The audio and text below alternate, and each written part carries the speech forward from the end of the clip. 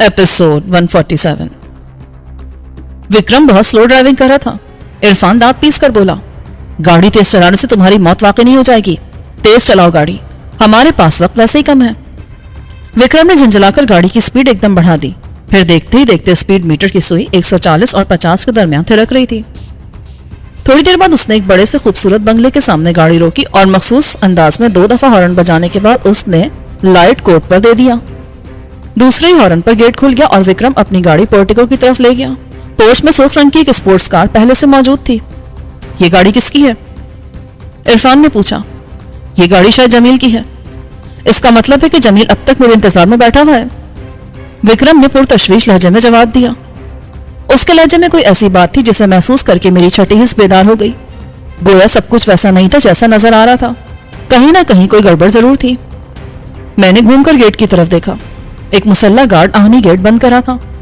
उसके सामने से राइफल लटकी थी। विक्रम ने सुर्ख स्पोर्ट्स कार के पहलू में अपनी गाड़ी भी पार्क कर दी। मैंने अपनी जानिब का दरवाजा खोला और गैर महसूस अंदाज में बाहर की तरफ लुढ़क गया। गाड़ी की आवाज सुनकर अंदर से दरमियाने कदर गठे हुए जिस्म का एक शख्स बरामद हुआ। उसकी तवज्जो विक्रम और इरफान पर थी, इसीलिए वो मुझे ना देख सका। विक्रम ने जो ही गाड़ी का दरवाजा बंद किया, मैंने भी उसके साथ ही अपनी तरफ का दरवाजा बंद कर दिया ताकि जमील को या वो जो कोई भी था शुबा ना हो सके कि गाड़ी में कोई तीसरा आदमी भी मौजूद था। इरफान अभी तक गाड़ी से नीचे नहीं उतरा था। उसने सरगोशी में घुरा कर कहा, तुम्हारे मेहमान को मालूम नहीं होना चाहिए कि हमारे अलावा गाड़ी में कोई और भी था, वरना मुझसे पहले वो तुम्हारी और तुम्हारे मेहमान की खोपड़ियां उड़ा देगा। ये कहकर वो भी गाड़ी से नीचे उतर आया। अंदर से निकलने वाला शख्स अभी तक बरामदे में ही खड़ा था और बहुत गौर से विक्रम और इरफान का जायजा ले रहा था। विक्रम ने लहजे को नॉर्मल करते हुए कहा, हेलो जमील, तुम कब आए? अभी कुछ ही देर पहले आया हूँ। इनसे मिलो। ये मेरे दोस्त इरफान है। और इरफान, ये जमील है। फैक्ट्री में इन्होंने भी इन्वेस्टमेंट कर रखी है और ये मेरी कंपनी के डायरेक्टर भी हैं। इरफान ने मुसाफिर के लिए हाथ बढ़ा दिया। आपसे मिलकर बहुत खुशी हुई। ये कोई रस्मी बात नहीं है। मुझे वाकई आपसे मिलकर बहुत ज्यादा खुशी हुई है। जरा नवाजी है आपकी, जमील ने कहा। फिर वो चौंक कर बोला, आप लोगों के अलावा गाड़ी में और कौन था? जमील की बात सुनकर मैं बुरी तरह चौंक उठा। यही हाल इरफान का भी हुआ, लेकिन जमील उस वक्त गाड़ी की तरफ मुतवज्जो था, इसीलिए इरफान पर ध्यान न दे सका। किस गाड़ी की बात कर रहे हो? विक्रम ने जल्दी से मोहतात लहजे में कहा। अरे यार, मैं तुम्हारी गाड़ी की बात कर रहा हूँ। मुझे ऐसा लगा जैसे तुम लोगों के अलावा गाड़ी में से कोई और भी उतरा हो। मुमकिन है ये महज मेरा वहम हो। आप अंदर भी चलोगे या सारी बातें यहीं कर लोगे? विक्रम ने कहा। मुझे इस वक्त तुमसे बहुत जरूरी बातें करना है। जमील एकदम संजीदा हो गया। वो बातें सिर्फ मेरे और तुम्हारे दरमियान होंगी। पहले तुम इरफान साहब को फारिग कर दो। अरे तुम इनकी फिक्र मत करो, ये हमारे A1 लोगों में से हैं।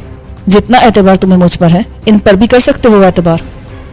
बात एतबार या बेएतबारी की नहीं है, बल्कि उसूल की है, जमील ने कहा। फिर इरफान से बोला, मेरी बातें आपको बुरी तो लग रही होंगी, मगर प्लीज माइंड मत कीजिएगा। असल में हमारा प्रोफेशन ही ऐसा है। आपका शुमार A1 लोगों में होता है, इसीलिए आप तो हमारी मजबूरियों से अच्छी तरह वाकिफ होंगे। मैंने बिल्कुल माइंड नहीं किया। यही बात तो मैं आपके सिलसिले में कहने वाला था। मैं भी इंतहा जरूरी काम से आया था इस वक्त। आपकी मौजूदगी को मैं भी पसंद नहीं करूंगा, इसलिए प्लीज आप भी माइंड मत कीजिएगा। मुझे नवीद के साथ मुश्किल से 5 मिनट लगेंगे, फिर मैं चला जाऊंगा। या फिर आपको किसी किस्म की इमरजेंसी है तो पहले आप मीटिंग कर लें, मैं इंतजार कर लूंगा। मेरे पास वाकई ज्यादा वक्त नहीं है, जमील ने कहा। मैं भी 5 मिनट से ज्यादा नहीं लूंगा। ये कहते हुए उसने बर्क रफ्तारी से रिवॉल्वर निकाला कि मैं दंग रह गया। Mister Irfan, now don't try to move, Jameel ने दरश लहजे में कहा। हाथ सर पर रखो और अंदर चलो। गाड़ी के पीछे जो कोई भी है बाहर आ जाए, वरना मैं इरफान को भून के रख दूंगा। बरामदे में जलने वाली बल्ब की मध्यम रोशनी में मुझे विक्रम का चेहरा दिखाई दिया। उसका रंग फक हो गया था। जमील से ज्यादा उसे खतरे का एहसास था। इससे पहले कि जमील मजीद कुछ कहता, इरफान बेफर कर बोला, नवीद साहब, क्या मैं इस इज्जत अफजाई का सबब दरियाफ्त कर सकता हूँ? आपका घर घटिया किस्म के जुआरियों का अड्डा है या कोई 3rd क्लास बार? इस किस्म के वाकयात तो वही होते हैं। मैं तो अब तक जमील साहब को बहुत मुहज़्ज़ब आदमी समझ रहा था। आई से शट अप, जमील धार कर बोला। वो मेरे निशाने की जद पर था, मगर फायर का धमाका दूर तक सुना जाता। फिर आसपास के लोगों से पहले विक्रम का गार्ड वहां पहुंच जाता। यही सोचकर मैंने फायर नहीं किया। इरफान ने खा जाने वाली नजरों से बारी बारी विक्रम और जमील को देखा, फिर दोनों हाथ सर पर रखता हुआ बोला, ओके मिस्टर जमील, मैं तुमसे इस हरकत का मतलब जरूर पूछूंगा। आप खामोशी से अंदर चलो, तुम्हें भी सब कुछ खुद ही मालूम हो जाएगा। وہ تینوں خاموشی سے آگے پیچھے اندر چلے گئے۔ ان کے جاتے ہی میں گاڑی کے پیچھے سے نکلا اور پنجوں کے بل دوڑتا ہوا برآمدے تک پہنچا۔ وہ لوگ اس وقت تک ڈرائنگ روم میں داخل ہو چکے تھے۔ میں ڈرائنگ روم کے دروازے کے پاس ہی ٹھہر گیا۔ جمیل کی آواز واضح طور پر سنائی دے رہی تھی۔ مسٹر عرفان، تمہارے متعلق رپورٹ ملی کہ تم نے ایسے لوگوں کو بھی اپنے ساتھ شامل کر رکھا ہے جن کا تعلق در پردہ کامران سے ہے۔ جب تک تم اپنی شناخت نہیں کراؤ گے میں تمہاری کسی بھی سوال کا جواب نہیں دوں گا، اور یہ اصول انہی لوگوں کا سکھایا ہوا ہے جن کی تم نمائندگی کر رہے ہو۔ عرفان نے سخت لہجے میں کہا، نوید نے بتایا ہے کہ میرا نام جمیل ہے، اور خواہ وقت ضائع کرنے کی کوشش مت کرو۔ عرفان کا لہجہ تلخ ہو گیا۔ یہ بات تم بھی جانتے ہو کہ میں کس قسم کی شناخت چاہتا ہوں۔ اسے بتاؤ وکرم۔ جمیل غصے میں وکرم کا اصلی نام لے بیٹھا، ورنہ اب تک وہ وکرم کو نوید کہہ کر مخاطب کرا تھا۔ اسے بتاؤ کہ اس وقت میری حیثیت کیا ہے۔ جمیل بے بھر گیا۔ عرفان، جمیل صاحب تنظیم کے بڑوں میں سے ہیں۔ وکرم تھوک نکل کر بولا، یوں سمجھ لو کہ یہ اس وقت گوپال داس کے بعد نمبر 2 ہیں۔ یہ سن کر میں بری طرح چونک اٹھا۔ گویا جمیل بھی راو کا ایجنٹ تھا، اور ایسا اہم ایجنٹ جو گوپال داس کے بعد نمبر 2 تھا۔ مجھے ایک لمحے کے لیے اپنی ایجنسیوں کی کارکردگی پر غصہ بھی آ گیا۔ کیا وہ لوگ اتنے بے خبر ہیں کہ ملک میں وکرم، جمیل، گوپال داس اور نہ جانے کتنے غیر ملکی ایجنٹ زنداناتے پھر رہے ہیں اور انہیں کانوں کان خبر نہیں ہے؟ اگر آپ پہلے ہی بتا دیتے سر تو میں آپ سے مس بہیو کیوں کرتا؟ عرفان نے ندامت آمیز لہجے میں جمیل سے کہا، مجھے افسوس ہے کہ میں… ختم کرو، تم مجھے میرے سوال کا جواب دو۔ تم نے ایسے لوگوں کو اپنے ساتھ کیوں شامل کیا ہے جن کا تعلق در پردہ کامران سے ہے؟ میں سمجھا نہیں سر، آپ کس کی بات کر رہے ہیں؟ عرفان نے پوچھا۔ میں تمہارے اس آدمی وقار کی بات کر رہا ہوں۔ مجھے اپنے ذرائع سے معلوم ہوا ہے کہ اس کا تعلق کامران سے ہے، اور اس وقت بھی وہ انٹیریئر سندھ کے قصبے میں کامران کے ساتھ موجود ہے۔ ممکن ہے ایسا ہی ہو سر، مگر اس وقت وہ اپنی فلیٹ پر موجود ہے۔ میں بھی اسی کے پاس سے آ رہا ہوں۔ نوید صاحب بھی میرے ساتھ تھے، یہ بھی وقار سے مل کر آ رہے ہیں۔ وہاں وقار کے علاوہ اور کون کون تھا؟ جمیل نے سرد لہجے میں پوچھا۔ وہاں تو صرف وقار ہی تھا، یا پھر بعد میں نوید صاحب پہنچے تھے؟ اچانک چٹاخ کی زوردار آواز آئی، پھر جمیل کی آواز سنائی دی، تم مجھ سے پھر جھوٹ بول رہے ہو، اور اس نوید سے تو میں بعد میں نمٹوں گا۔ یہ آخر کیوں جھوٹ بول رہا ہے؟ کیا یہ بھی تم لوگوں کے ساتھ مل گیا ہے؟ آپ کیسی باتیں کر رہے ہیں جمیل صاحب؟ میں تو پچھلے کئی برسوں سے اس ملک میں رہ رہا ہوں، میری محنت کا یہ صلہ دے رہے ہو کہ مجھے پر شبہ کر رہے ہو؟ سچ اور جھوٹ کا پتہ بھی چل جائے گا۔ یہ وکرم کو بھی معلوم نہیں کہ اس کی رسٹ واچ میں ایک طاقتور ٹرانسمیٹر پوشیدہ ہے۔ وقار کے فلیٹ پر جو بھی بات چیت ہوئی ہے میں نے اس کا ایک ایک لفظ سنا بھی ہے اور اسے ریکارڈ بھی کیا ہے۔ پھر وہ وکرم سے مخاطب ہوا، تو تمہیں امریکن ویزا اور ڈالرز چاہیے؟ میں ابھی ویزا لگوا دیتا ہوں، اس کے لیے مجھے تمہارے پاسپورٹ کی بھی ضرورت نہیں پڑے گی، اس کے لیے تمہاری کھوپڑی ہی کافی ہے، مگر پہلے میں کامران کے اس چمچے سے نمٹ لوں۔ پھر وہ عرفان سے بولا، ہاں اب بتاؤ کامران کہاں ہے؟ یہ تو مجھے معلوم ہے کہ وہ تمہارے ساتھ ہی آیا ہے، میں آج اسے بھی یہاں سے زندہ واپس نہیں جانے دوں گا۔ پھر اس نے وحشیانہ انداز میں قہقہا لگایا، تمہارا کیا خیال تھا کہ اتنی باتیں جاننے کے بعد بھی میں یہاں اکیلا آ جاتا؟ اس گھر میں میرے 4 بہترین آدمی موجود ہیں، ان کے علاوہ بہت سے آدمی بنگلے کے باہر بھی ہیں، انہوں نے اب تک بنگلے کو چاروں طرف سے گھیر لیا ہوگا۔ میں نے انہیں ہدایات دے رکھی ہیں کہ اس بنگلے سے چڑیا کا بچہ بھی باہر نکلے تو اسے بھون کر رکھ دینا۔ ہاں اب بتاؤ کامران کہاں ہے؟ کامران ہمارے ساتھ آیا ضرور تھا، مگر وہ بنگلے کے باہر ہی گاڑی سے اتر گیا تھا، اسے اپنے ساتھیوں کا انتظار تھا جو پیچھے 2 گاڑیوں میں آ رہے تھے۔ عرفان نے برجستہ جھوٹ بولا، وہ خاصا ذہین آدمی تھا۔ اور بنگلے میں گاڑی سے کون اترا تھا؟ یہ مت سمجھنا کہ مجھے کچھ پتا نہیں ہے، میں نے جان بوجھ کر اسے نظر انداز کر دیا تھا۔ وہ کامران کے ساتھی تیمور و ساجد تھے۔ عرفان نے پھر صفائی سے جھوٹ بولا، خیر میں ان سے بھی نمٹ لوں گا، فی الحال تو تمہیں اوپر پہنچا دوں، میں تمہیں اتنی مہلت ضرور دوں گا کہ تم کلمہ پڑھ لو۔ اس کے ساتھ ہی ایسی آواز آئی جیسے ریوالور کا سیفٹی کیچ ہٹایا گیا ہو۔ اچانک کوئی شیشہ چھناکے سے ٹوٹا تو میں بری طرح اچھل پڑا۔ ایک لمحے کو مجھے خیال آیا کہ شاید جمیل نے فائر کر دیا ہے، مگر فائر کی آواز سنائی نہیں دی تھی۔ اچانک کوئی گرجدار آواز میں بولا، بس پرتاپ اب تمہارا کھیل ختم ہو گیا، ریوالور پھینک دو ورنہ میرے ہاتھ میں سکھ کی دور مار آٹومیٹک اور مہلک رائفل ہے۔ وہ آواز تیمور کی نہیں تھی مگر مجھے جانی پہچانی لگ رہی تھی۔ اب مزید انتظار کرنا بیکار تھا، میں ایک دم کمرے میں داخل ہو گیا۔ مجھے دیکھ کر جمیل بری طرح چونک اٹھا اور یوں سہم گیا جیسے اس نے کوئی بھوت دیکھ لیا ہو۔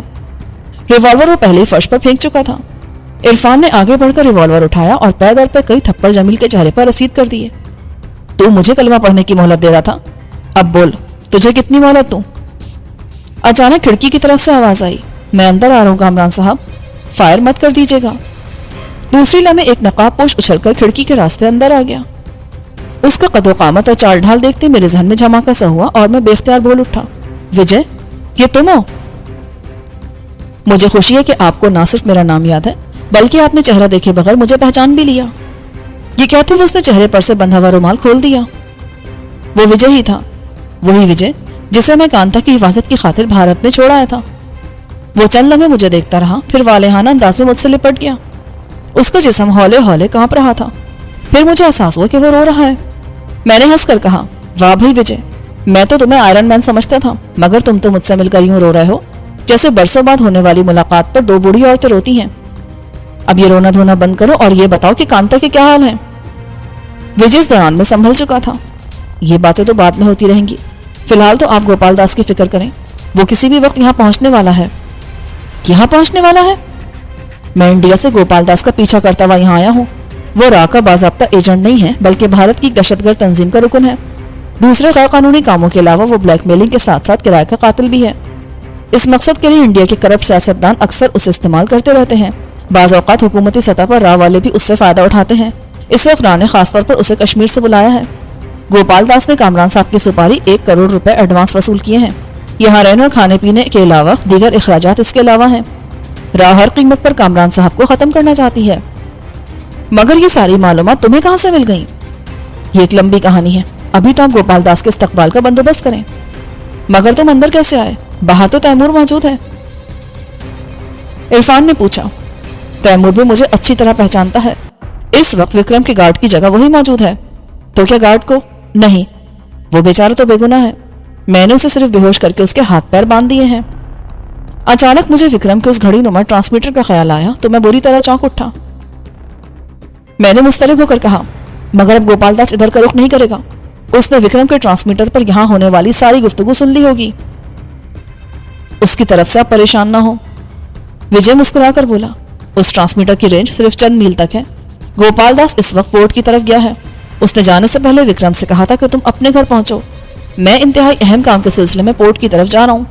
میں 2-2.5 گھنٹے بعد وہیں پہنچ جاؤں گا. یہ سن کر میں نے بھی یہیں پہنچنے کا فیصلہ کر لیا. میں اس سے پہلے بھی ایک دفعہ گوپال داس کا پیچھا کرتا ہوا یہاں آیا تھا, مگر اس کی قسمت اچھی تھی کہ اس وقت وہ میرے ہاتھ سے بچ گیا تھا. وکرم, اپنی گھڑی اتار کر مجھے دے دو, میں نے کہا. وکرم نے گھڑی اتار کر خاموشی سے میرے حوالے کر دی.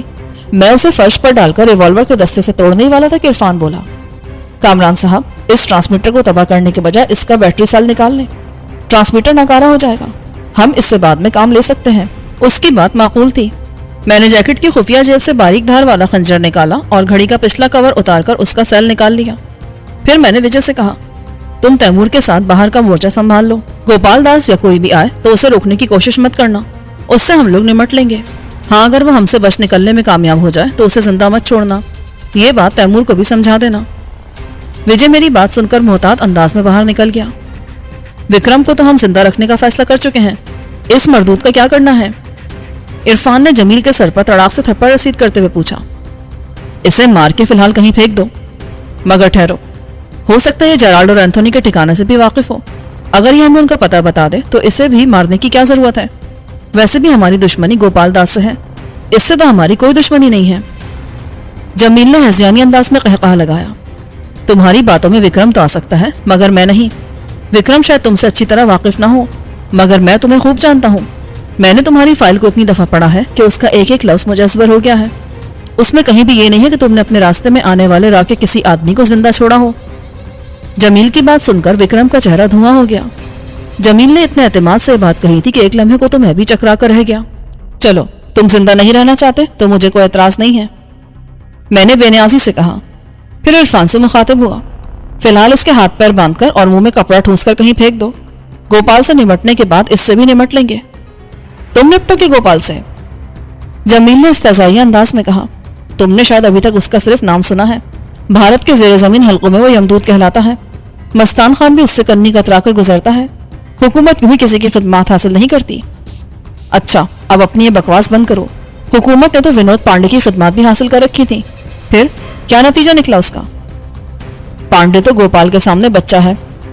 یار عرفان, اسے اب لے ہی جاؤ, کہیں میں گوپال سے پہلے اسی کا جھٹکا نہ کر دوں. عرفان اسے دھکیلتا ہوا دوسرے کمرے میں لے گیا. اب میری بات غور سے سنو وکرم، گوپال یہاں آئے تو اسے بالکل احساس مت ہونے دینا کہ ہم لوگوں کے ساتھ کوئی یہاں موجود ہے. کہہ دینا کہ تیمور میرے ساتھ آیا تھا اور پاسپورٹ لے کر چلا گیا.